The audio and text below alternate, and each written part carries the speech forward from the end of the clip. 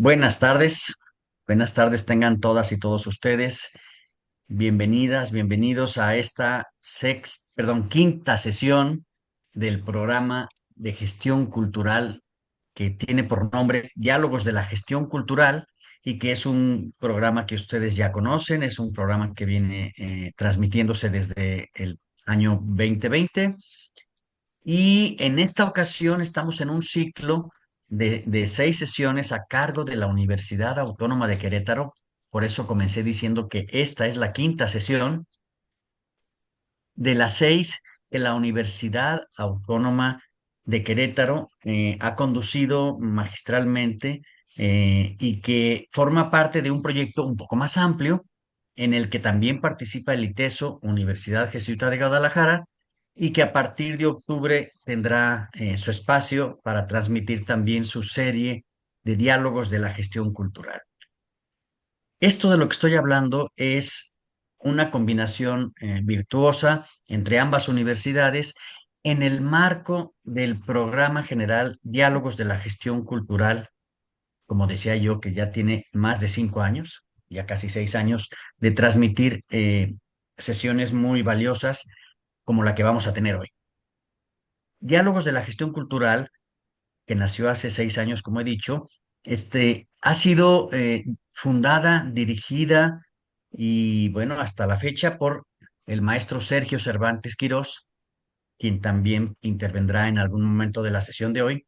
Y bueno, pues él nos convocó a la Universidad Autónoma de Querétaro y al ITESO, y entre las tres organizaciones es que tenemos este generoso programa de diálogos, de reflexión, de conversación en torno a este tema que nos encanta y nos apasiona a todos y que es muy pertinente socialmente hablando y que es la gestión cultural. Bien, hoy esta quinta sesión tiene por nombre Gestión Cultural en Tiempos Rotos y estará a cargo de la doctora Elvira Silvia Pantoja Ruiz y del maestro José Antonio MacGregor Campuzano. Ellos son nuestros dos ponentes del día de hoy.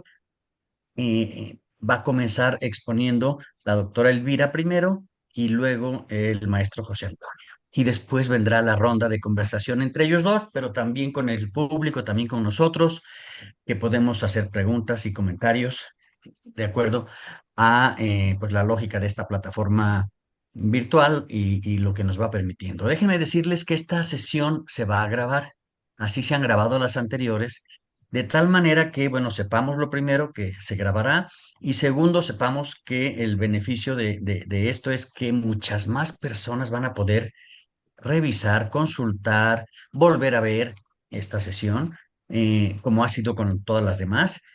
Más adelante, a partir de mañana o pasado, estará a disposición de quienes no hayan podido estar en este momento. Entonces, sepan esto, ¿no? Bueno, todo el tiempo ustedes en Facebook van a poder estar escribiendo comentarios, preguntas, y que nuestra asesora técnica y encargada del flujo comunicativo en este proceso, ¿sí?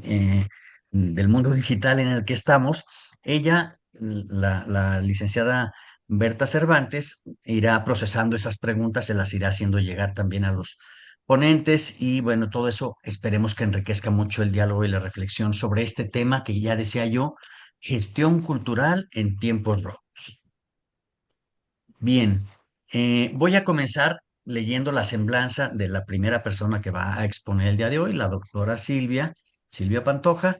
Y bueno, pues ella cuenta con más de 25 años de experiencia docente y formación en administración, psicología laboral y un doctorado en política educativa, estudios sociales y culturales. La doctora Silvia Pantoja ha trabajado tanto en instituciones públicas y privadas como en el sector empresarial, especialmente en recursos humanos y en capacitación. Su trayectoria también abarca la música, porque ella estudió en el Conservatorio Libre de Música José Guadalupe Velázquez. Fue solista del Orfeón de Querétaro y formó parte del Coro de Bellas Artes, desde luego, de la Universidad Autónoma de Querétaro. A lo largo de su carrera ha diseñado y reestructurado programas educativos, presenciales y a distancia, con énfasis en competencias, evaluación y formación de instructores, además de participar en congresos, conferencias y proyectos de investigación.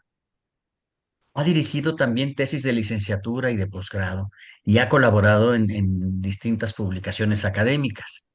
Actualmente es profesora de tiempo completo en la Facultad de Artes de la Universidad Autónoma de Querétaro, perfil PRODEP y miembro del Sistema Nacional de Investigadores.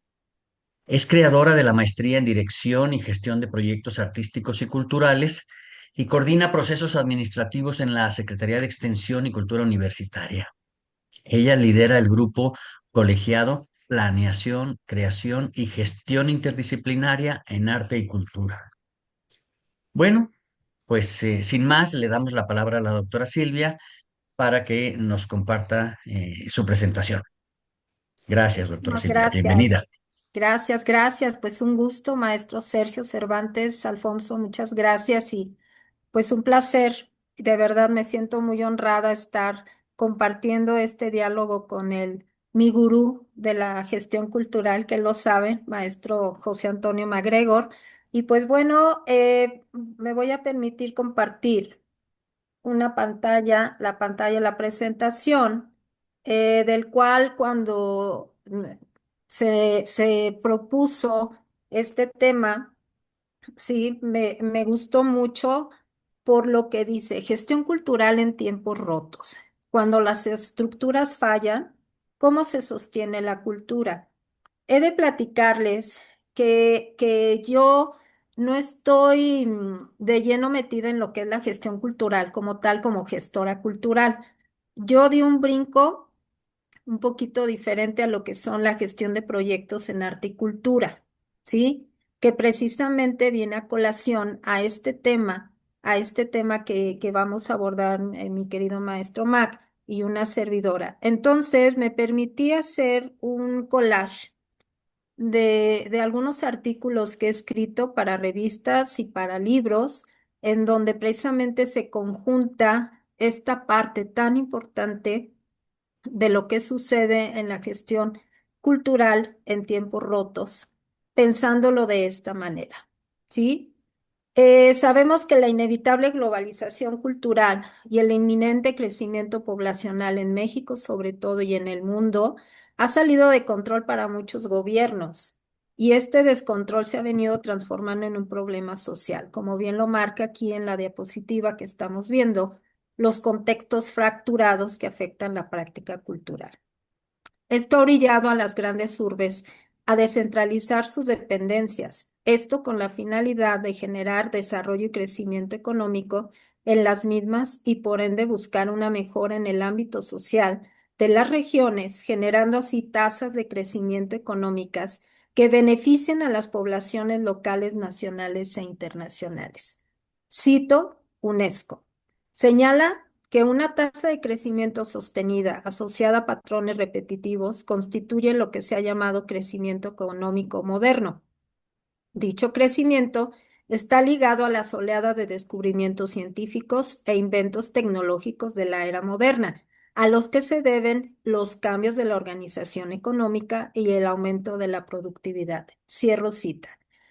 En esta presentación vemos cómo impacta, ¿sí? O cómo afecta la práctica cultural en todos estos ámbitos sociales, ecológicos, políticos, tecnológicos y post pandemia. Yo quiero aquí retomar o tomar como punto de partida qué sucedía con el gestor cultural antes de la pandemia y qué está sucediendo actualmente, ¿sí? ¿A qué me refiero con esto? Que todos podemos visualizar visualizar, perdón, y ser testigos fieles en este preciso momento lo que estamos haciendo. Seguramente fue una alternativa que se tomó, una estrategia que se tomó para poder hacer llegar al público en general, a los conocedores y no conocedores del ámbito cultural, pues las propuestas que venían, ¿no? Entonces, por ejemplo, antes de la pandemia, en la modalidad del trabajo, el gestor cultural o la gestión cultural se llevaba de manera presencial, centrada en espacios físicos y eventos tradicionales. Lo que sucede después de la pandemia es que se ha vuelto híbrido o virtual, con énfasis en plataformas digitales y experiencias remotas, como lo estamos haciendo en este momento. En cuanto a las herramientas de gestión, en pandemia o antes de pandemia, la planificación convencional y uso limitado o a veces nulo de la tecnología era de alguna forma muy ordinaria. No dudo que haya habido este uso de la tecnología como tal, pero no era tan recurrente como ahorita, dice que es el uso excesivo de herramientas digitales y gestión colaborativa en línea. En cuanto a la participación comunitaria, tengo que comentar entonces que el gestor cultural tenía un enfoque local, presencial y con públicos muy definidos. ¿Sí? Los proyectos generalmente iban ya dirigidos, planificados en una agenda cultural de manera anual para instituciones públicas. Ahorita la visión se ha expandido más, es multicanal y va dirigido a públicos diversos y descentralizados, inclusive encontrando nichos de mercado que no se consideraban anteriormente. Con esto, el gestor cultural tenía un acceso a la cultura a través de las dependencias de infraestructura física y recursos institucionales. Actualmente se ha democratizado lo digital, batallando muchas de las veces con brechas tecnológicas e inclusive brechas generacionales. En cuanto al financiamiento, antes de la pandemia, los fondos públicos eran patrocinios tradicionales. Actualmente, las economías son alternas, hay autogestión, alianzas interdisciplinarias entre comunidades de diferentes sectores del ámbito artístico-cultural. En cuanto a la evaluación de impacto, el gestor cultural antes de la pandemia era el cumplimiento, digo, ahorita nos lo hará saber Mac o algunos de los que están aquí en la mesa, sí, en donde se dirigía todo a hacer cumplimiento de indicadores cuantitativos referente a la agenda cultural anual. Actualmente se consideran indicadores cualitativos: interacción, resiliencia, adaptabilidad y alcance de proyectos, sí, que se gestionan. En cuanto a las narrativas culturales, bueno, pues antes de la pandemia había una programación basada en oferta institucional, lo que ya comentaba anteriormente. Actualmente, las narrativas son emergentes en cuanto a salud emocional y sostenibilidad. Y por último, el perfil profesional. Era coordinador de actividades y gestor de recursos. Actualmente se convierte en un facilitador de procesos, mediador interdisciplinario y diseñador de experiencias. Perdón. La cultura y la educación son cada vez más factores prioritarios dentro de las políticas gubernamentales. En el ámbito internacional, la política educativa, científica y cultural gubernamental se orienta a complementar los esfuerzos productivos de la sociedad y a fortalecer los vínculos de solidaridad con todos los países. Esta crisis global ha venido orillando a las personas a distanciarse de manera significativa cada vez más de los eventos artístico-culturales que pueden llegar a realizarse dentro de su contexto. Estos van desde las tradiciones y costumbres locales y nacionales que se han visto invadidas por influencias de otras culturas y así generando la vorágine en el consumo. Los modelos estéticos, efectivos y cognitivos se han ido homogeneizando cada día más con los propuestos por la cultura estadounidense. Esto es parte de lo que yo he venido investigando y que obviamente les voy a compartir algunos de los resultados. ¿A qué quiero llegar con todo esto? Después de la pandemia, durante la pandemia, se dieron varios fenómenos en donde el artista en particular tuvo que buscar alternativas de autogestión, ¿sí? Sabemos y por el estudio que yo realicé en el año 2021 que muchos artistas recurrieron a las plataformas digitales para dar a conocer su proyecto creativo, artístico y o cultural. Se elevó mucho el consumo de las plataformas digitales, ¿sí? Como lo podemos ver, surgieron los streaming, ¿sí? Surgieron, bueno, conciertos transmitidos en vivo a través de Facebook, por ejemplo, como lo estamos haciendo nosotros ahorita. Algunos ejemplos de las primeras o de primeros eventos culturales y espectáculos de primera que se dieron en streaming, tenemos el National Theatre Live, el Globes Theatre de Shakespeare, ¿sí? Y el Digital Theatre, ¿sí? ¿Qué quiere decir esto? Que fue lo primero que se dio en Europa. La Unión Europea dio cabida a este tipo de eventos más que sabedores de que, bueno, en Europa sí hay mayor consumo cultural. La modalidad de streaming permite una nueva alternativa de transmisión de cualquier tipo de evento, una nueva manera de presenciar espectáculos desde casa, en la que el público, el usuario de Internet, podrá disfrutarlos a un bajo costo e inclusive gratuitamente mientras dure el confinamiento en el mundo. Esto lo tomo de Sosa Martínez en un libro que compartimos de manera colaborativa. Dado esta situación, la necesidad de sacar al mercado laboral, ya no depender de convocatorias institucionales, ya no depender del recurso institucional, gubernamental, ¿sí? En este estudio que les estoy compartiendo, el creativo o el artista busca la manera de dar a conocer su producto. Ya vimos ahorita que expliqué las diferentes formas de. ¿Qué generó ese tiempo roto? ¿Sí? Pues entonces generó el emprendimiento. ¿Sí? Y esto hizo, fíjense, algo que a mí me pareció súper importante, es la aportación que se hace a partir de proyectos en arte y cultura, proyectos creativos o la industria cultural al PIB, que tiene un impacto en la economía, como bien lo vimos al inicio, ¿no?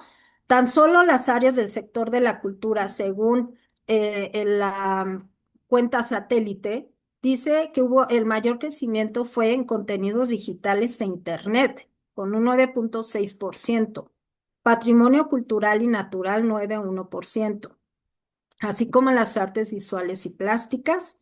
Las áreas con mayor disminución fueron los libros, impresiones y prensa, y la música y conciertos. Es decir, lo que yo comentaba hace un momento, por obvias razones, la gente ya no iba de manera presencial, ¿sí? Por obvias razones, pero después se convirtió ya en una práctica muy común, muy normal, de poder consultar, poder asistir, poder presenciar conciertos o eventos artísticos y culturales a través de las plataformas. Estas actividades económicas del sector de la cultura generaron 1,439,671 puestos de trabajo, lo que equivale al 3,5% del total de la economía. Al comparar con 2022, se observó un decremento del 1,4%, lo que representó una disminución de 20,906 puestos de trabajo. ¿Sí? Ahorita les voy a mostrar, por ejemplo, una gráfica. Aquí está. En esta encuesta, que en este estudio, en esta investigación que yo realicé, sí, la generación de empleos de las empresas culturales, sí, aquí podemos observar que generaron hasta un 64% de empleos en el cual tenían de 1 a 5 empleados. ¿Qué quiere decir esto? Estamos hablando de las pymes culturales o las MIPYME culturales, micro y medianas empresas culturales, ¿sí? En donde generalmente el director, el dueño, el coordinador del espacio, ¿sí? Era el creativo o el artista. El 24% tenía de 6 a 10 empleos, generó de 6 a 10 empleos, ¿sí? Y el del 12% solamente más de 10 empleos, ¿sí? Entonces, con esto yo quise demostrar en este proyecto de investigación que los beneficios sociales y económicos inmediatos y evaluables a partir de la implementación de proyectos artísticos y culturales autogestivos, sí, generan varios beneficios. Uno de ellos, el incremento en la proyección profesional, ujú, mediante la ampliación del espectro de difusión, distribución y promoción de la producción artística y cultural. Se logra un mayor impacto social de la producción artística y cultural mediante la planeación, la dirección de programas de formación de públicos y marketing social. También aquí, bien importante, tomando en cuenta la Agenda 2030, donde habla de la sustentabilidad económica, en este caso del creador y gestor, mediante el emprendimiento de industria cultural, proyectos de autoempleo y captación de fondos. Otro de los beneficios que se pudieron corroborar, acorde a los encuestados en su momento, fue el fortalecimiento de vínculos con el Estado mediante el conocimiento de los mecanismos administrativos públicos culturales, normas, funciones, facultades, presupuestos, organigramas, transparencia y servicio civil de carrera. Otro de ellos fue que hay mayor comunicación con la sociedad mediante la vinculación con los diferentes actores de un contexto social específico. Hay mayor vinculación social y sustentabilidad. Entonces, aquí cito nuevamente a la UNESCO, en donde dice que la diversidad cultural resultante amplía las alternativas, alimenta diversas capacidades, valores humanos y cosmovisiones, y permite que la sabiduría del pasado nos prepare para el futuro. Esta diversidad cultural puede impulsar el desarrollo sostenible de los individuos, de las comunidades y países. Por tanto, un enfoque mundial efectivo para el desarrollo sostenible y la educación para el desarrollo sostenible debe abordar al respecto la protección en la conservación de la diversidad del mundo ahora y en el futuro. Cierro cita. Entonces, retomando nuevamente esto, ¿sí? El impacto económico que ha tenido, porque este estudio realmente es el último que ha hecho la cuenta satélite, ¿sí? Es el impacto que ha tenido el sector cultural en la distribución porcentual, ¿sí? En donde si pueden ustedes observar, aquí tenemos la clasificación. La primera, la de mayor puntaje, ¿sí? Es la de artesanías. Pero miren quién le sigue, contenidos digitales e Internet. ¿Esto qué quiere decir? Que un gran porcentaje de la población está consumiendo contenido, ¿sí? Contenido de las plataformas digitales. Ajá, y aquí lo que llama la atención, a mí en lo particular, fíjense muy bien, la formación y la difusión cultural bajó drásticamente. La asistencia a música, a conciertos, sí, eventos escénicos propiamente, las personas prefieren ver mejor el evento en su casa, en la comodidad, ¿sí? Entonces, esto habla de que la tecnología o las estrategias alternativas que tuvimos después de pandemia llegaron para quedarse. Entonces, aquí tenemos, por ejemplo, una distribución porcentual de puestos de trabajo en el sector de la cultura y vemos de igual forma, perdonen ustedes. ¿Sí? Las artesanías en un 30,7 y nuevamente diseño y servicios creativos. ¿Qué quiere decir? Contenidos, ¿sí? Contenidos dentro de las plataformas digitales, le siguen los medios audiovisuales y nuevamente artes escénicas y espectáculo casi en último lugar. Ujú. Entonces, ¿por qué abordo este tema? Específicamente es lo que yo realmente trabajo en lo que es la gestión de proyectos en arte y cultura, enseñar, orientar al creativo, al artista, a potencializar y autogestionar sus proyectos, sus propuestas, ¿sí? Y posicionarse en un mercado cultural nacional e internacional. Eso es lo que se pretende. Y con eso, pues la conclusión a la cual se llega después de haber hecho una serie de entrevistas con varios emprendedores creativos en Querétaro, dice que los nuevos retos a los que se enfrentan los emprendedores culturales, sin duda alguna, es posicionarse dentro del mercado cultural. Esto nos habla de las alternativas económicas como es el trueque, que lo vemos que ha venido sucediendo con muchos de los artistas. Sí, la economía naranja a partir de industria cultural, donde ya se abarcan varias disciplinas en el arte y la cultura. Y esta competitividad se refiere a que deben implementarse nuevas estrategias de mercadeo de sus productos y servicios que ofrecen y se colocan en el ranking internacional del mercado cultural. Concluyo esta presentación, no sin antes mencionar una frase que para mí ha sido de mis favoritas, de mis consentidas, que dice, la gestión cultural, más que una disciplina para la investigación, es para la acción transformadora del entorno social donde incide. ¿Se les hace conocido? Esto lo dice MacGregor en su libro que publicó en el 2016. Y se concluye entonces que los proyectos culturales sólidos y de impacto a largo plazo otorgan a los diversos sectores económicos una mejora en su percepción y en la imagen social, un reconocimiento de pertenencia e identidad de la ciudad o comunidad de origen, un prestigio social colectivo.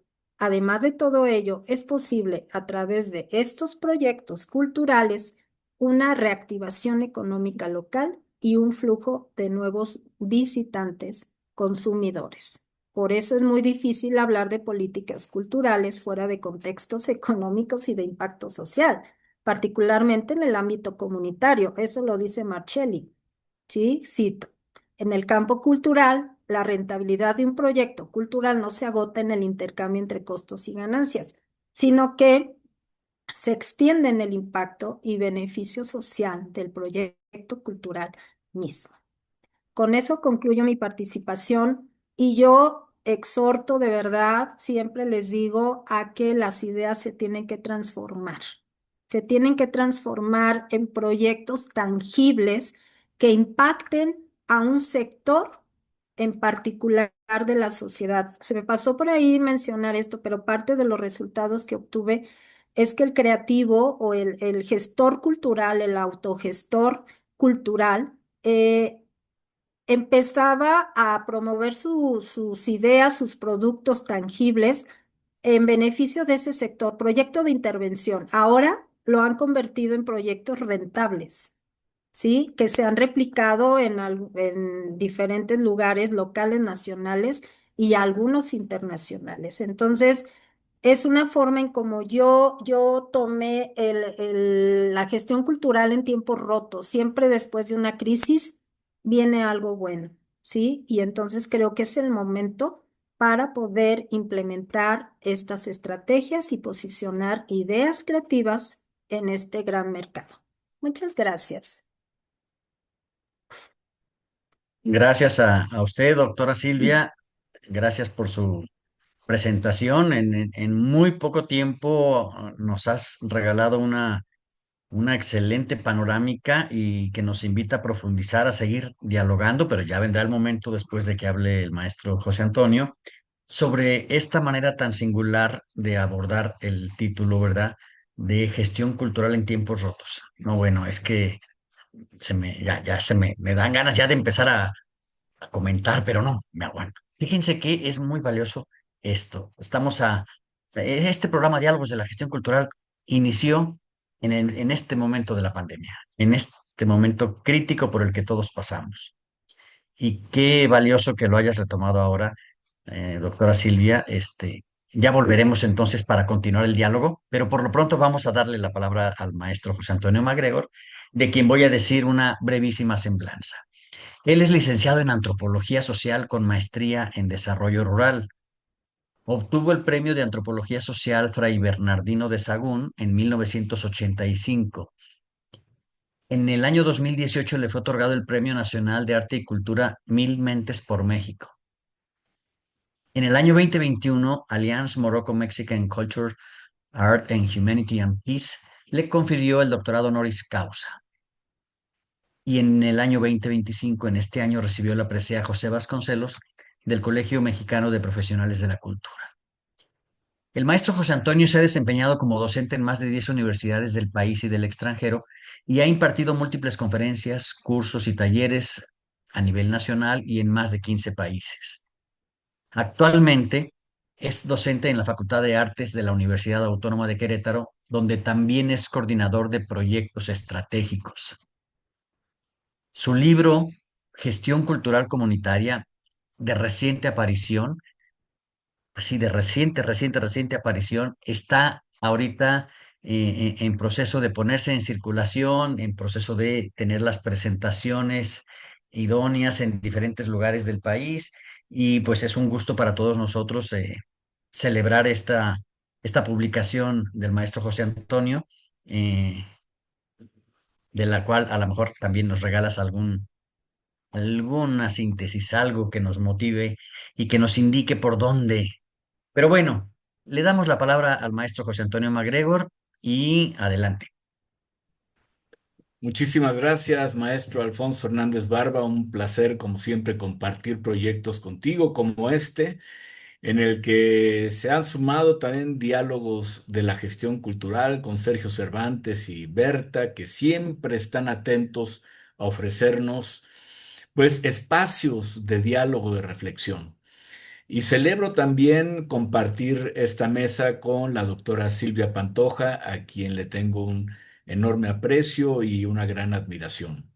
Así que pues yo iniciaría retomando algunos aspectos de la mesa pasada, que también me tocó participar en esa ocasión con el doctor Pablo Cabral, y que se denominó Territorio y Cultura, lo local. Y y dado que esta mesa tiene que ver con la gestión cultural en tiempos rotos, pues simplemente retomo un par de ideas de aquella mesa para luego construir esta aportación para este nuevo tema. ¿Por qué llamamos tiempos rotos a estas sociedades, particularmente en Latinoamérica?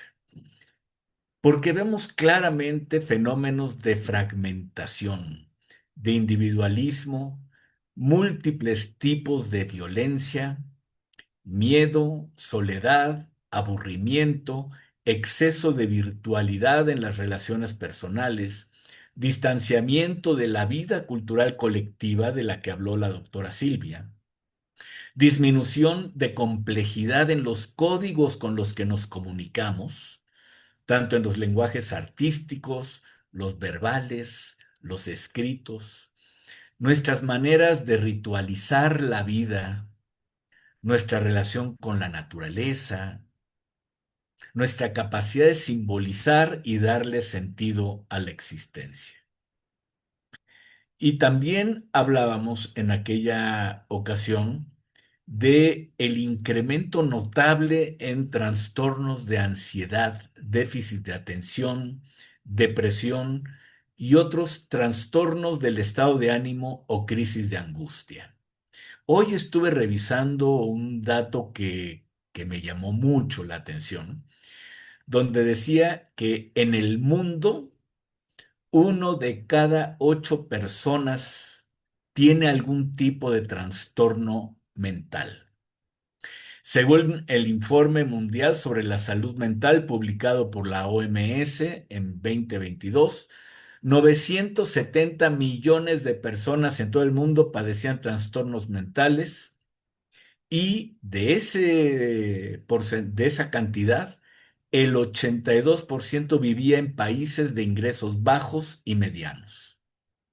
Si a nivel mundial son 1 de cada 8 personas, En el caso de México son 1 de cada 6 personas. A todo lo anterior podemos agregar efectos de lo que algunos han llamado las crisis de las democracias. Y esta crisis de las democracias tiene que ver con las maneras en las que vivimos y habitamos las ciudades. Ciudades envejeciendo, gentrificación, transformación de la vida barrial, transformaciones en la vida familiar, el nuevo rol, por ejemplo, de los animales de compañía, el índice de divorcios y las nuevas formas que adquiere la estructura familiar, y las nuevas formas de dialogar y comunicar entre adultos, entre estos y los jóvenes, ausencia en la atención a los adultos mayores y un sistema educativo en crisis donde los jóvenes cada vez le dan menor importancia a estudiar en las universidades. A esto agreguemos las enormes problemáticas producidas por los fenómenos migratorios, como por ejemplo la pérdida de fuerza laboral, el incremento de la pobreza, discriminación, xenofobia y otras derivadas en el plano cultural, ya que los que emigran viajan con prácticas, valores, tradiciones y representaciones culturales que han definido su identidad, por lo que la convivencia armónica en espacios de coexistencia de diversas culturas en una misma sociedad puede ser sumamente conflictiva y presentar desafíos muy graves para la generación de relaciones equitativas entre los distintos grupos sociales. Como botón de muestra, ayer estaba viendo esta noticia y realmente me dio mucha tristeza y al mismo tiempo eh, mucha indignación. República Dominicana deportó a 250,000 haitianos de enero a la fecha. Tan solo este mes de agosto que pasó, fueron más de 32,200 haitianos deportados. La amenaza permanente que México vive con las políticas antiinmigrantes de Trump modifica día a día expectativas, condiciones, miedos y temores, tanto de quienes desean ir allá como para quienes ya lo están.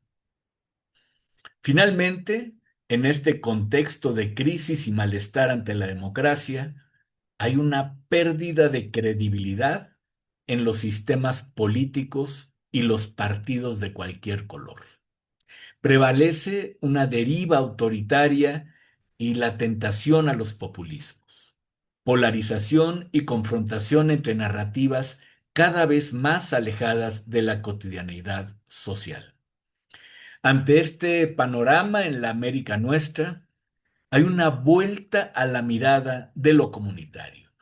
Y esto me sorprendió mucho porque, bueno, yo cuando me inicié en esto de la promoción cultural, que por cierto, el próximo mes de septiembre del próximo año, es decir, de este mes, dentro de un año cumplo 40 años en el mundo de la promoción y la gestión cultural. Y mi primer curso y el que trabajé durante años se llamó El Promotor Cultural y la Comunidad.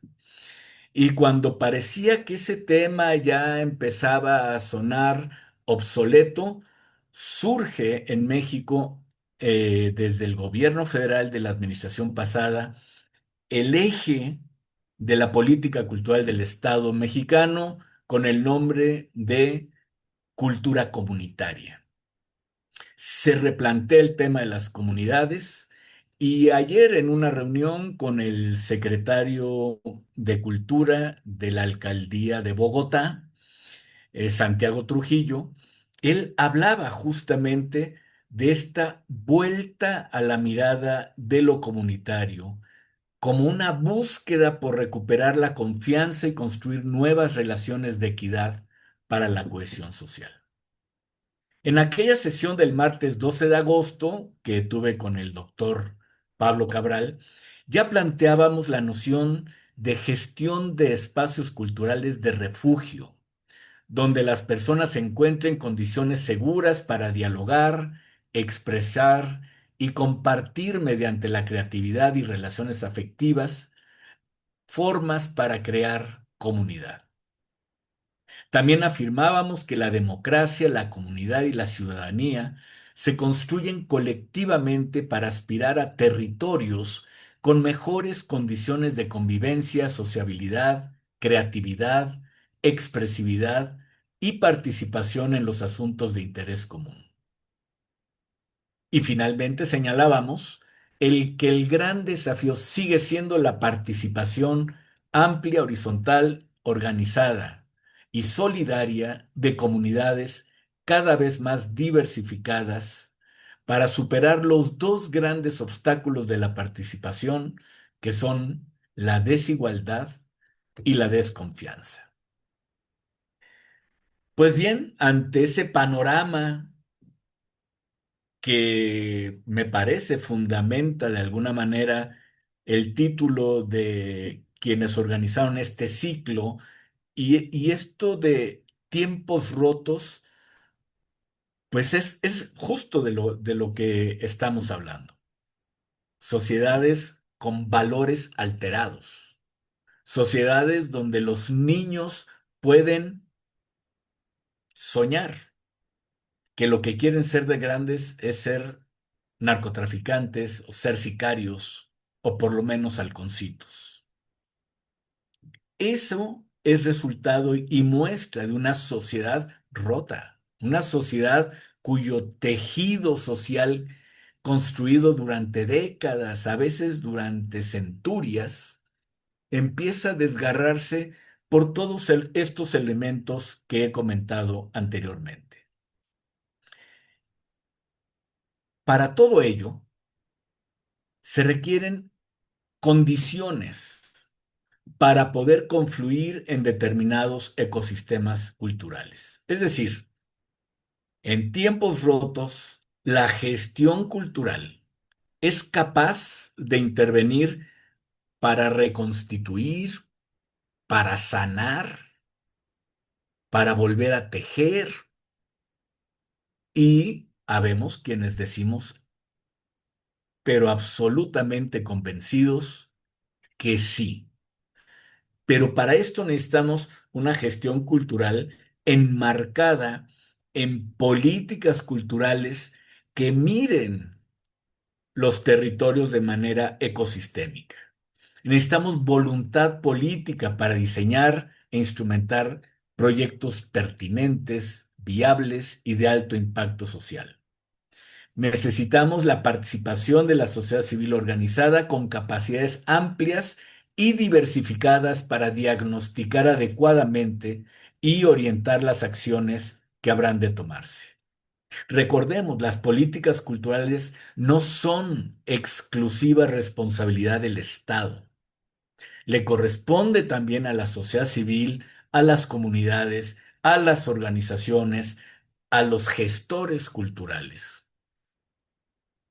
Generar proyectos que estimulen, que activen ecosistemas, que generen territorios de convivencia en clave de comunidad. Hacen falta además recursos presupuestales, es decir, la precariedad con la que está administrándose la política cultural desde el Estado pues nos obliga cada vez más a buscar nuevas alternativas, nuevas opciones, nuevos derroteros. Y ahí es donde justamente yo quisiera poner el acento al afirmar que dada la complejidad que adquieren cada vez más los ecosistemas culturales, la profundidad de las problemáticas y la precariedad del sector cultural, resulta urgente la formación profesional de gestores culturales y su incorporación a redes estratégicas de atención comunitaria. Dicha profesionalización Puede configurarse a través de procesos académicos y no formales, como diplomados, seminarios, cursos especializados, así también mediante laboratorios donde la práctica predomina en la malla curricular. Se pueden formar a través de la participación en proyectos y en espacios de organizaciones de la sociedad civil donde sus logros nos hablan ya de niveles de maestría estratégica, aun cuando en ellas no haya personas con títulos académicos. En el 2003, iniciábamos la aventura de promover y acompañar a varias universidades para la creación de las primeras licenciaturas y posgrados de gestión cultural. Hoy, apenas 22 años después, existen 92 programas de formación académica, de los cuales 55 son de licenciatura, 7 especialidades, 26 maestrías y 4 doctorados. Esto lo obtuve de la publicación de José Luis Mariscal y Jessica de la Moral, perdón, La institucionalización académica de la gestión cultural en México del año pasado. La gestión cultural comunitaria para atender y contribuir a la sanación de sociedades rotas debe ser profundamente humanista, lo que se define por la sencillez con que se realiza su vocación de servicio y la construcción de procesos desde la horizontalidad. Esta formación que proponemos definitivamente tiene que ser profesional, lo que viene dado en función de sus métodos y resultados, más que por la cantidad de títulos enmarcados en la oficina, y debe ejercerse desde la multiplicidad de miradas y formas de habitar el mundo de los sujetos involucrados en cada comunidad, cada vez más posicionados y con mayor protagonismo. En algún texto que se publicó en el libro Es la Reforma Cultural, Presidente, Propuestas de Política Cultural 2018-2024, proponía yo, digamos, entre muchos otros, ahorita solamente escogí algunos, como los ámbitos propios del sector cultura.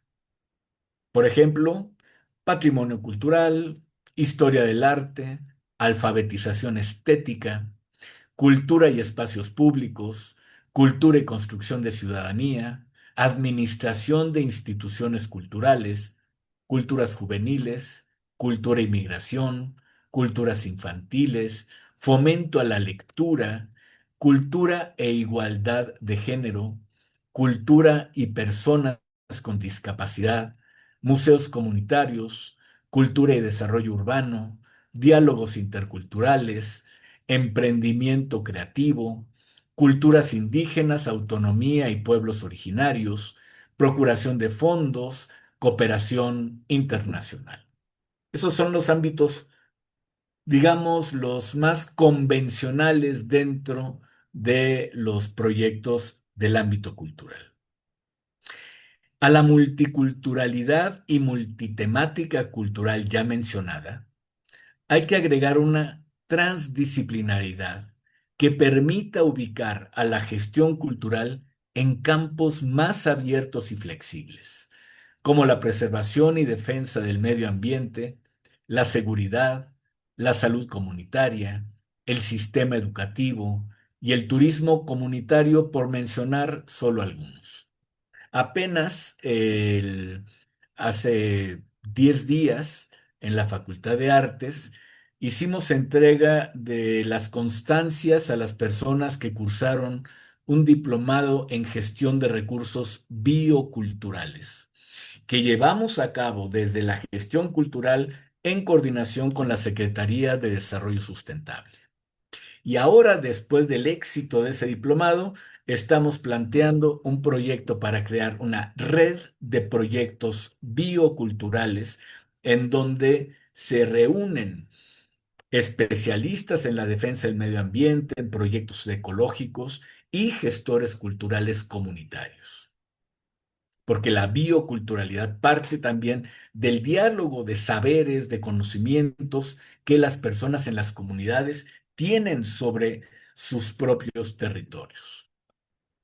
Y aparte de estos multitemáticos, transdisciplinaridad, pues también la interculturalidad que permita a comunidades, especialistas, instituciones, organizaciones y liderazgos sociales compartir proyectos que plasmen esa diversidad en proyectos innovadores para la transformación comunitaria.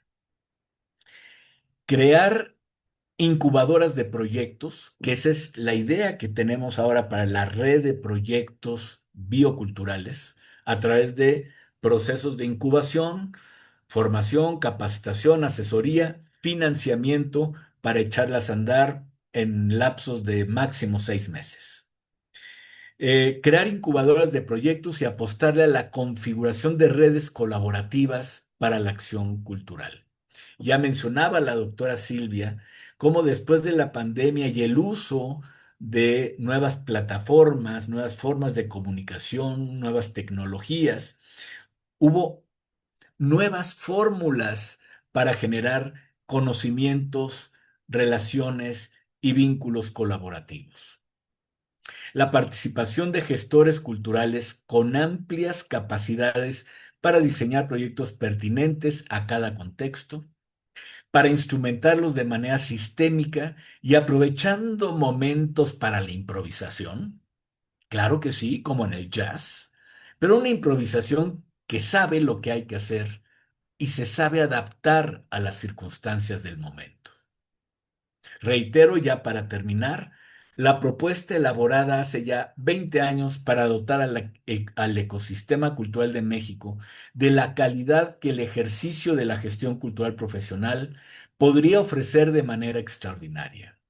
Y se trata de una red virtual de gestión cultural con una estructura flexible, eficiente y bien configurada a través de la confianza y la afectividad para la creación de comunidades de gestores, tanto expertos como en formación. Esta red la diseñé con 3 ejes estratégicos que eran el Centro Virtual de Formación en Gestión Cultural, que sería el área de formación, el Centro Virtual de Emprendimientos Creativos y Empresas Culturales, para poder hacer realidad eso de lo que nos habló la doctora Silvia, y el Centro Virtual de Proyectos Estratégicos como el área de proyectos transversales e interdisciplinarios. Planteaba yo también la relevancia de crear un banco de proyectos culturales y buenas prácticas en gestión cultural a nivel nacional e internacional. Eso me parece importantísimo. Los gestores culturales sin referencias exitosas muchas veces no contamos con herramientas, elementos, estímulos para poder llevar a cabo nuestros proyectos. Quizá por ahí vaya mi próximo libro. Estoy pensando esta posibilidad de sistematizar proyectos exitosos a nivel comunitario que a través de distintas organizaciones, comunidades y grupos de gestores se están llevando a cabo de manera extraordinaria por todo el país. Y finalmente, la vinculación de comunidades virtuales de conocimiento con fuentes de financiamiento, ya sea pública, privada, social o comunitaria, a fin de que éstas orienten el diseño y la realización de proyectos estratégicos desde la mirada transdisciplinaria y transversal de la que estaba hablando anteriormente. De tal manera que ya sea desde la institucionalidad del gobierno ya sea desde las universidades, porque es muy importante mencionar la red universitaria de gestión cultural, de la cual la Facultad de Artes forma parte, la UDG también y varias universidades, porque ya se está viendo la enorme riqueza que el trabajo colaborativo y en red aporta a la gestión cultural. Muchas gracias. Muchas gracias, maestro José Antonio. Sí, gracias por esta exposición. También sabemos que el tiempo es limitado y el logro de ustedes para haber colocado su argumentación es maravilloso. Creo que lo lograron de manera magistral, pero ahora, ¿qué creen? Vamos a dialogar entre ustedes y yo nomás soy un provocador. Quisiera lanzarles lo siguiente mientras la licenciada Bertadriana nos comienza a pasar las preguntas de la audiencia y comentarios. Quisiera pedirles algo fuera de lo normal, doctora Silvia, maestro José Antonio, y es como si, ¿cómo dialogarían, cómo pondrían a dialogar cada uno de ustedes su argumento, tomando en cuenta la otra parte? Un poco ya lo esbozaba José Antonio, pero me gustaría como un tete a tete, entre ustedes dos, a ver, Silvia, ¿cómo incorporas lo comunitario? ¿Qué piensas de todo este desarrollo de la dimensión comunitaria del desarrollo cultural en, en tu argumento? Y tú, José Antonio, ¿cómo incorporas la dimensión empresarial y de sustentabilidad de la que nos habló con mucho detalle la doctora Silvia? ¿Cómo incorporarían, cómo se pondrían a dialogar entre ustedes con esos dos polos argumentativos que son muy pertinentes ambos, pero ¿cómo los ponen a dialogar entre ustedes? Eso creo que es una curiosidad que a todos nos asalta en este momento y que sería muy valioso que hicieran un ejercicio. eh, a, a ver, la doctora Silvia hablándonos de lo comunitario, cómo lo incorpora en su argumento y tú al revés, José Antonio también, de tal manera que esta gráfica que nos expuso la doctora Silvia del antes y después de la pandemia, es como un paraguas que está flotando en toda esta sesión, siga adquiriendo sentido, nos siga inspirando para reflexionar en ese antes, durante y después de la pandemia, que fue una forma de abordar en los tiempos rotos y otra, la que tú hiciste, José Antonio. Sus dos abordajes sobre los tiempos rotos en la gestión cultural son muy generadores de reflexión y muy inspiradores. Denle ustedes, por favor, ¿cómo ven? Yo me callo y les cedo la palabra a los dos en un diálogo entre ustedes. A ver cómo nos ayudan ahí a seguir entendiendo el tema. Ok, no sé si me permitas, Mac. Bueno, yo desde el argumento que expuse, en esta cuestión de la comunidad, hubo una parte donde dice la creación de públicos y proyectos de intervención, ¿sí? El proyecto de intervención social precisamente se puede combinar toda esta labor que había del gestor cultural antes de la pandemia, combinado con pues todas las bondades que nos ha brindado la tecnología, toda la oportunidad que nos están dando las plataformas para incursionar proyectos que realmente abonen al tejido social, como lo comentaba Mac.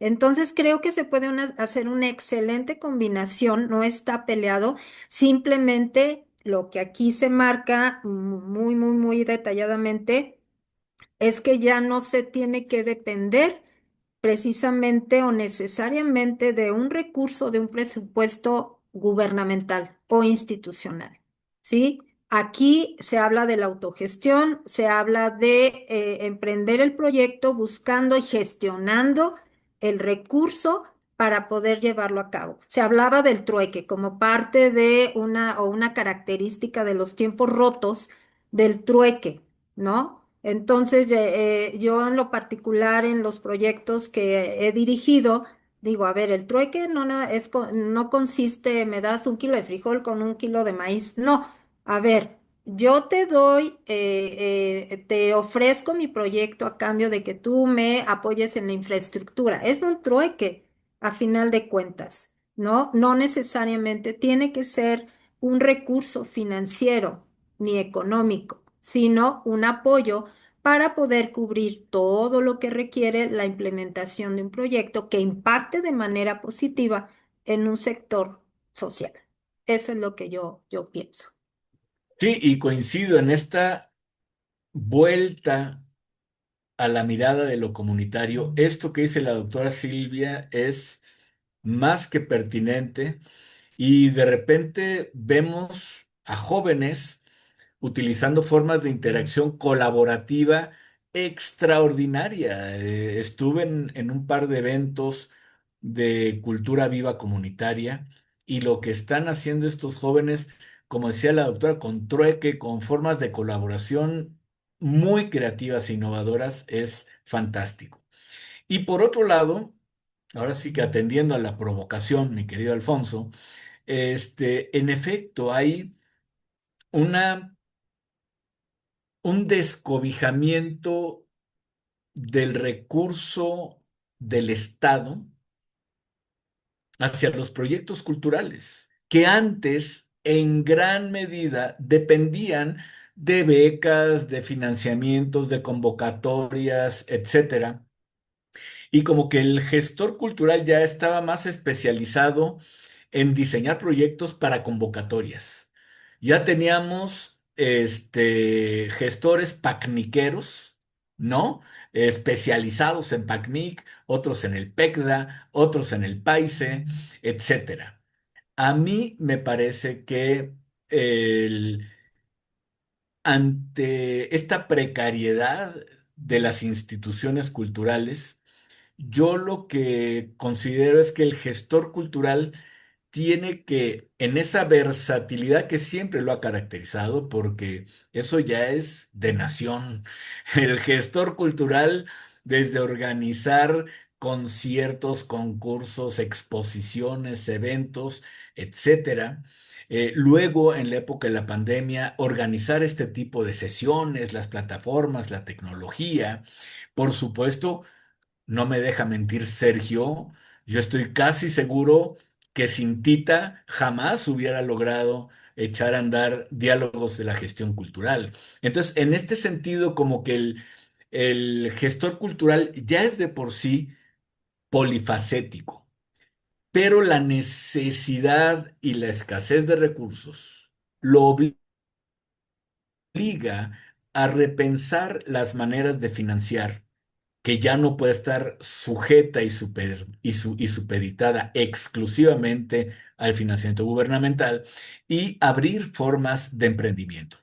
Y ahí es donde eh, la- se comprende la pertinencia de la maestría que diseñó la doctora Silvia junto con la doctora Pamela Jiménez, que también está aquí con nosotros, y ellas visualizaron la necesidad que tenían los artistas de generar empresa, de generar sus propios empleos, de generar sus propios ingresos. De ahí la creación de la maestría en dirección y gestión de proyectos artísticos y culturales de la Autónoma de Querétaro. Y el reto no está fácil, porque los artistas producen, crean bajo una lógica totalmente distinta a la del gestor cultural. Entonces, imagínate para un artista que está a la mitad de una obra artística, con la inspiración, con la disciplina, y le dicen, oye, ¿te interesa un financiamiento para que completes esa obra? Claro que sí me interesa. Bueno, pues llena este formato donde tienes que poner objetivo general, objetivos estratégicos, líneas de acción, actividades, presupuesto. Tienes que poner tus indicadores de gestión, tus indicadores de desempeño. No, no, ya no quiero el financiamiento. Déjenme crear. Entonces, por eso es tan complicado el, el, el que estos lenguajes, porque son lenguajes y formas de producción de pensamiento, logren conciliarse. Y eso es lo que se procura justamente en esa maestría. Y yo creo que sí es factible, digamos, apostándole a que en todo emprendimiento creativo, además de la producción creativa, haya gestión cultural profesional. Qué bueno que ya hay 92 ofertas académicas para la gestión cultural en este país. Me parece buenísimo. Ahora necesitamos aprovechar a todos esos egresados, a todos los que se forman ahí, para incorporarlos a un mercado donde se vinculen a los verdaderos procesos de producción cultural. Porque entonces, si no logramos que los que salen se incorporen a los procesos de producción cultural, entonces vamos a tener nuevamente procesos de fragmentación y de dispersión en donde todo este capital humano se nos desperdicia. ¿Cómo ves, Silvia? ¿Qué le Fenomenal. agregarías? Yo creo, bueno, de hecho ahorita yo estoy trabajando en un proyecto de investigación donde habla de la transdisciplinariedad y la interdisciplinariedad, en donde efectivamente, hablando de del alumnado, del estudiantado de la Universidad Autónoma de Querétaro, se busca que se generen lazos entre diferentes áreas del conocimiento para generar un solo proyecto que salga allá, ya sea de intervención social o sea un emprendimiento creativo, ¿sí? Entonces, ahorita lo que llevo yo de mi investigación precisamente es el interés que hay por parte del estudiantado, de, qué padre, o sea, yo genero la idea y viene un diseñador y me apoya con el diseño. Viene un mercadólogo y me apoya con la campaña publicitaria y entonces empieza a ser un trabajo colaborativo de verdad de mucha importancia y que se ve reflejado en las convocatorias que actualmente tiene la universidad, ¿no? Que tenemos una convocatoria llamada FOPER, en donde le da recursos financieros a ese creativo. Pero antes veíamos en esas exposiciones de sus proyectos solamente o sea, un núcleo de una sola área de conocimiento. Y ahorita a mí me llama mucho la atención que ya hay varios, o sea, vemos a un psicólogo con alguien de ingeniería y a la vez con alguien de fisioterapia, o sea, están haciendo realmente trabajos colaborativos y que están saliendo de la universidad. Entonces, lo hemos platicado en algunas ocasiones, Mac y yo, precisamente esto, ¿no? De impulsar y que no se queden precisamente en esto, pues me espera la convocatoria. Habrá personas muy ortodoxas en ese sentido y todavía estudiantado en pleno siglo XXI donde dice, pues es que no me cansaré de concursar para tal convocatoria aunque no la gane. Pero a ver, espérame, búscale por otro lado, como dice Mac. No te quedes aquí esperando a que cada año, cada 2 años salga la convocatoria y que cada vez hay más competencia. Increíblemente, como lo veíamos en la estadística, el proyecto creativo ha subido mucho, ha generado muchos empleos, a lo mejor en pymes culturales, a lo mejor en pymes culturales, pero que está creciendo mucho y creo que aquí podemos hacer esa sinergia que estamos comentando o hemos comentado a lo largo de la charla, en donde se pueden sacar proyectos impresionantes. Esto que platica Mac de la idea de hacer bioculturales, de proyectos bioculturales, está muy de moda, vuelvo a repetir, la Agenda 2030. Ahí tenemos ya un área de oportunidad, ¿no? Economía, sociedad, política y ecología. Entonces, bueno, creo que tenemos todas las posibilidades. Eso es lo que yo pienso, Alfonso. Y en esa No, misma línea, sí, perdón, Alfonso, adelante. justo la red de proyectos bioculturales se encabeza por un antropólogo, por un ingeniero y por una ecologista. Y los líderes de proyectos son agrónomos, maestras de educación primaria,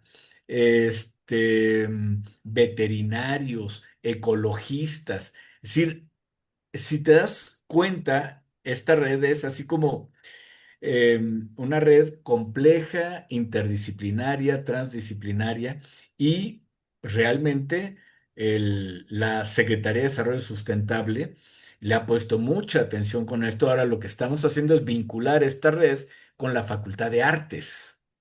¿Cómo podemos desde lo artístico también vincularnos, como decía la doctora Silvia, a través de la Agenda 2030? Y por último, no quisiera dejar de mencionar algo que comenté, pero en mi última intervención hablé de los egresados de esos 92 programas académicos de gestión cultural.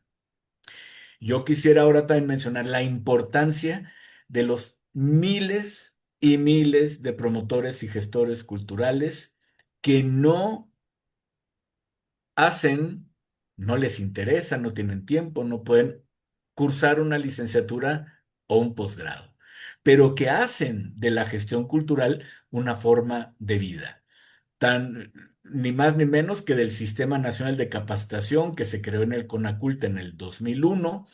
Para el año 2017 había casi 45,000 promotores culturales capacitados. Entonces, estamos hablando de un ejército, es decir, un ecosistema con un territorio fértil y más fértil a partir de esos sujetos, de esos actores de la vida cultural con mayores capacidades para incidir en territorio. Qué buen ejercicio, ¿eh? Qué buen ejercicio, ¿no les parece, Sergio, Tita, Pamela, Silvia, José Antonio, y ustedes que están allá escuchándonos y participando en el Facebook? Qué buen ejercicio este de intentar eh, con buen tino hacer sinergia o poner en diálogo dos campos de la gestión cultural que pareciera que corren por rutas paralelas como una vía del tren, y no es cierto. El ejercicio de cómo poner en diálogo toda la dimensión comunitaria del desarrollo cultural con la otra dimensión, la empresarial, la del emprendedurismo, la del generar valor del trabajo de los artistas, eh, cómo poner en diálogo esas dos dimensiones del desarrollo cultural que son urgentes, que deben ponerse en diálogo. Ustedes nos acaban de ayudar a tender puentes entre ambas dimensiones, Silvia y José Antonio. Y yo creo que ese es un tema que no sea inagotable, creo que es un tema que tiene muchas aristas, pero esta generación de diálogo entre ustedes, lo agradezco, creo que es importante poner a dialogar temas de empleo, de sustentabilidad, con tiempos rotos, con una visión de futuro, pero también con una dimensión profundamente comunitaria. Y a todo esto le han venido ustedes agregando la dimensión institucional de esos organismos gubernamentales que atienden desde su marco normativo el desarrollo cultural. Bueno, yo creo que el tiempo se agota, pero la verdad es que nos dejan mucho para seguir reflexionando. Y antes de continuar, si les parece, eh, bueno, la doctora Pamela quiere hacer algún comentario y luego le daremos la palabra a Tita, a Berta Adriana Cervantes, para que nos haga una relatoría de los comentarios y de las preguntas del público. Y con esto nos iríamos acercando como al cierre de la sesión. Adelante, doctora Pamela. Muchas gracias. Primero felicitar esta increíble mesa, este análisis. Muchas gracias, doctora Silvia. Muchas gracias, maestro MacGregor. Increíble cómo se fue gestando este diálogo tan necesario en torno a la gestión cultural. Yo me atrevería nada más a hacer una pregunta con respecto a la pandemia. ¿Qué trajo ahora sí de positivo el uso mucho más presente del mundo digital a partir de la pandemia? O sea, ¿de qué manera la gestión cultural pudo establecer un nuevo diálogo para acercarse a la población, tomando en cuenta, considerando la tecnología, el mundo digital? No sé si alguien me lo pueda responder de esta visión tan importante y analítica que nos están ofreciendo. Bueno, yo te voy a dar mi punto de vista. Las ventajas, los beneficios, creo yo, que tuvo a bien la utilización de diferentes plataformas, de la tecnología, el avance tecnológico que tenemos, es precisamente te des a conocer con públicos indefinidos. ¿Sí? Lo que antes no se hacía. O sea, el gestor cultural antes de la pandemia tenía un sector en particular por llegar a cumplir una meta cuantitativa, como bien decía Mac, ¿no? O sea, nosotros casi que hacíamos los proyectos ya nada más para presentarlos, o sea, se encargaban de organizar, de hacer todo lo que es la gestión cultural. Después de la pandemia, la utilización de las diferentes herramientas tecnológicas permitió que no se segmentara el mercado cultural, que el conocedor o no conocedor de algún tema artístico y o cultural pudiera tener acceso a ese proyecto, a ese evento. Entonces, ¿qué habla de esto? Pues el alcance que puede llegar a tener un proyecto, definitivamente. Porque recordemos que ahorita no es famoso el que no tiene una manita arriba, ¿no? Y eso ahora en esta situación o en esta cuestión digital o tecnológica, pues es el que tenga más likes. Y la muestra está que varias plataformas pagan, inclusive producto no grato para muchos de nosotros, pero tiene más like. O sea, hay posibilidad de abarcar un mayor mercado. Esa sería mi respuesta. Y desde mi campo, querida Pamela, fíjate que la pandemia nos ofreció nuevas modalidades y territorios posibles para hacer gestión cultural. Es decir,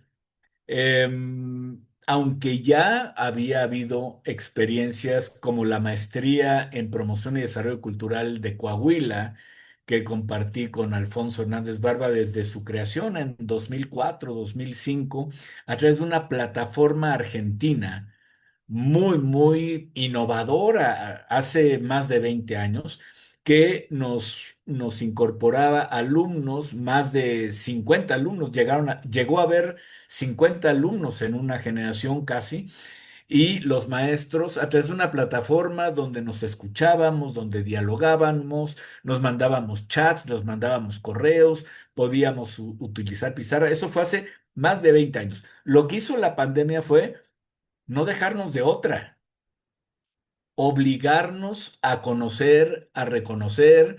Aparecieron nuevas opciones que fueron entonces reconocidas, y desde esas modalidades pudimos empezar a crear comunidad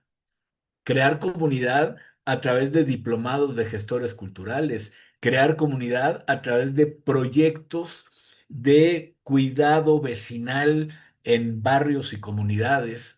Y la pandemia también nos dejó muchas enseñanzas. Una, de que la certeza de nuestra naturaleza ecosistémica global, es decir, ahora sí que sabemos a ciencia cierta que lo que pasa en cualquier lugar del planeta, por más lejano que esté, nos puede afectar a todos. Segundo, una revisión de nuestra posición con respecto a la naturaleza, una nueva visión ecológica, en la cual aquello de nada de lo humano me es ajeno, ahora podemos afirmar nada de lo vivo me es ajeno. Y nos dejó otras enseñanzas. Muchos fueron demasiado optimistas pensando que la pandemia iba a salir una mejor humanidad. No necesariamente fue así. Eh, Finalmente hubo deterioros.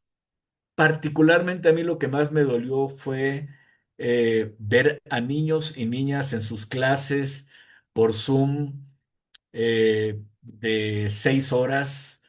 Uf, eso para mí fue muy doloroso, y muchas otras cosas. Pero finalmente Hubo saldo positivo, hubo saldo negativo y para la gestión cultural nos dejó nuevas modalidades para la creación de comunidad. Muchas gracias a ambos, de verdad, maravillosas respuestas. Muchas gracias. Y ahora le damos la palabra a la licenciada Berta Adriana para que nos haga pues un comentario sobre el conjunto de participaciones del público. Así que adelante, adelante. Muchas gracias. Pues les quiero decir que tenemos una audiencia que ha participado de una manera muy valiosa y por eso les quiero invitar a leer más adelante los comentarios a los expositores, porque vaya, ha sido realmente enriquecedor. Pero les voy a leer un resumen de lo que han compartido y las preguntas principales para que luego los ponentes puedan hacer una respuesta conjunta, si les parece. Al final les voy a leer las tres preguntas, a ver si podemos hacer una respuesta conjunta. Por ejemplo, Gabriela Belén Palacios de Zapopan destacó la importancia de analizar las industrias culturales en tiempos de crisis, valorar los saberes locales y populares y considerar una cultura que transforme y revolucione. También propuso analizar los cambios de política cultural en México. Guadalupe Calleja Mosqueda compartió su experiencia sobre cómo la pandemia transformó la educación y la forma de aprender en gestión intercultural. Andrés Reina Martínez, desde Quintana Roo, nos habló sobre la especialización de agentes culturales locales, la coparticipación de los procesos culturales y la importancia de equipos de animación cultural. Y además celebró la tertulia como extraordinaria. Paco Galindo, desde Guadalajara, destacó la experiencia de quienes han trabajado culturalmente de manera autodidacta y centrada en la comunidad y preguntó sobre el impacto de la inteligencia artificial en la cultura y las comunidades. Al rato les leo su pregunta. José Luis Aguilera Ortiz felicitó a los ponentes y preguntó cómo vincularse con gestores capacitados para trabajos de difusión y gestión y recursos y formar equipos para impulsar proyectos. Raúl A. Méndez Lugo compartió experiencias sobre la gestión cultural en comunidades pobres y alejadas, destacando la importancia de la autogestión y las redes locales, como la red de ecomuseos en Nayarit. Y Kant y Juan Carlos Villegas enviaron saludos y reconocimientos a los ponentes por las reflexiones compartidas. Ahora les voy a leer las tres preguntas que surgieron. La número uno es la que hace Vladimir García Hernández, que nos dice, en la pospandemia aumentó la transculturación como efecto de la migración. Ya pasaron algunos años del fin de la pandemia. ¿Se ha observado algún crecimiento ahora de la producción artística y cultural como respuesta tardía al fenómeno? Y la pregunta de José Luis Aguilar Ortiz dice, si se trabaja en comunidad, ¿cómo podríamos vincularnos con estos gestores capacitados para trabajos de difusión, de gestión de recursos y podamos hacer equipos y hacer crecer y darle difusión a dichos proyectos? Y finalmente, Paco Galindo dice, ¿qué piensan de la inteligencia artificial en la cultura y las comunidades? Bien, gracias, Tita.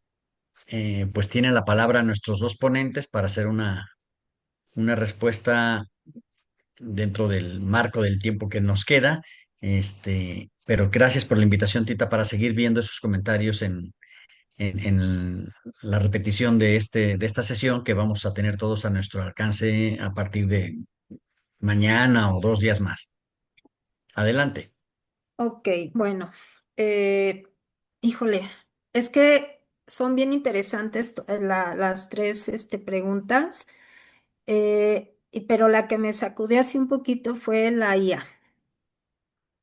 O sea, la inteligencia artificial llegó para quedarse. Así como hablábamos de las plataformas digitales, llegó para quedarse y afortunada o desafortunadamente no hay todavía una legislación en el uso de la inteligencia artificial. Lo que sí, a mí en lo particular, a título personal, me queda muy claro que en el ámbito artístico y cultural se puede echar mano de la inteligencia artificial, pero no va a sustituir la creación.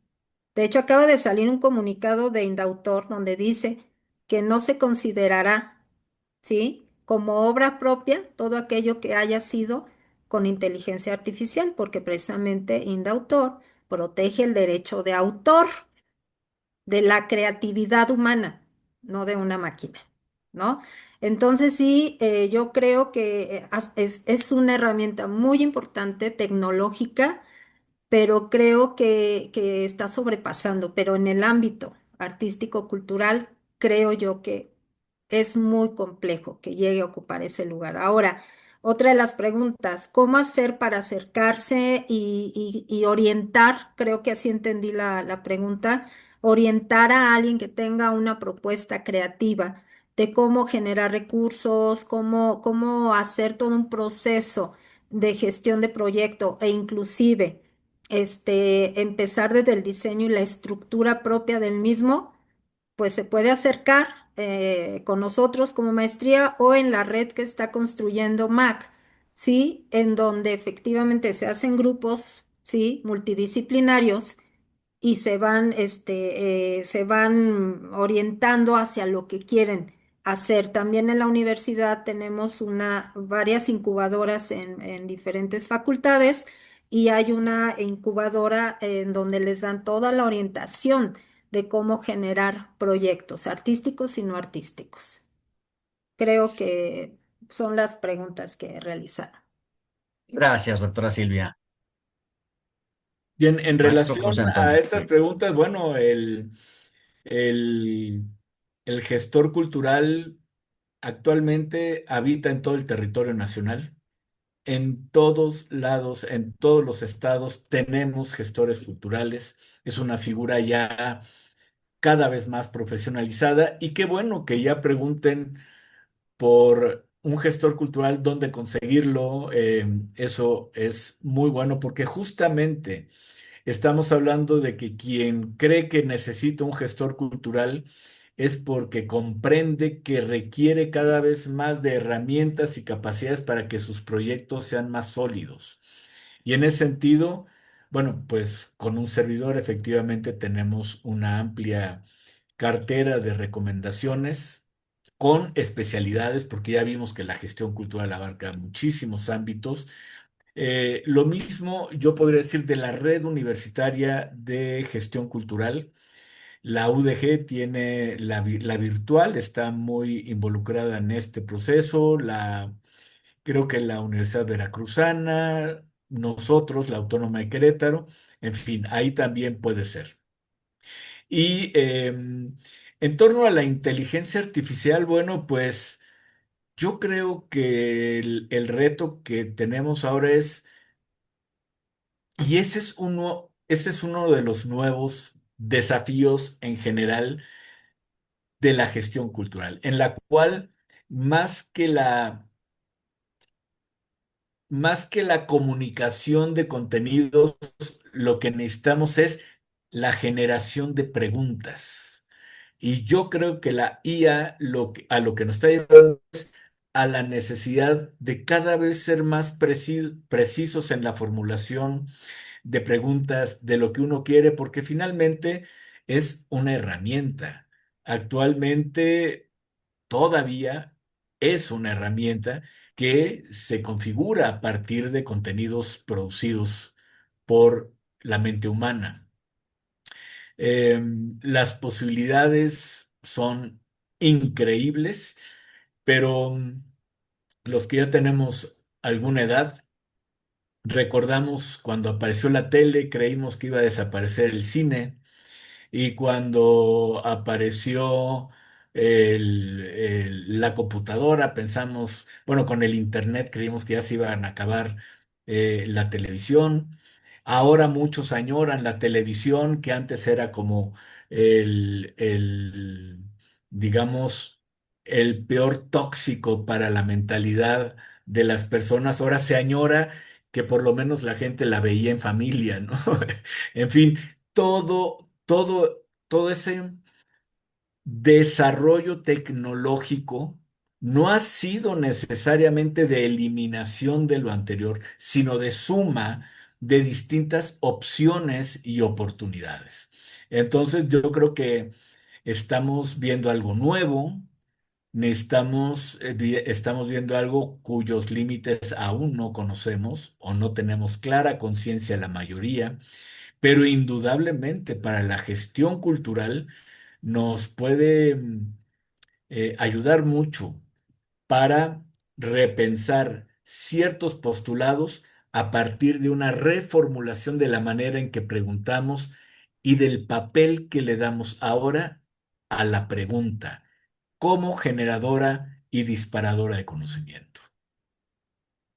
Mil gracias, José Antonio, mil gracias, Silvia, por su genial participación el día de hoy.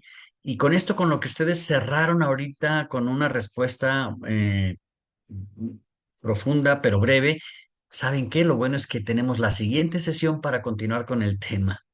Les invitamos a todo el público a que asista a la sexta y última sesión del ciclo a cargo de la Universidad Autónoma de Querétaro el próximo martes 9 de septiembre, donde contaremos con la presencia de las siguientes personas: el doctor Juan Granados Valdés, la doctora Rosario Barba González, el doctor José de Jesús Fernández Malváez, y estas tres personas que les va a tocar, pues, la sexta sesión de este ciclo, nos van a hablar de repositorios digitales, de humanidades digitales e inteligencias artificiales. Como que el cierre del ciclo conecta perfectamente con esto que tanto tú, Silvia, como tú, José Antonio, pues han cerrado con base en esta pregunta del público, en este tema tan pertinente y tan importante como es el de qué hacer con la gestión cultural o qué hacer desde la gestión cultural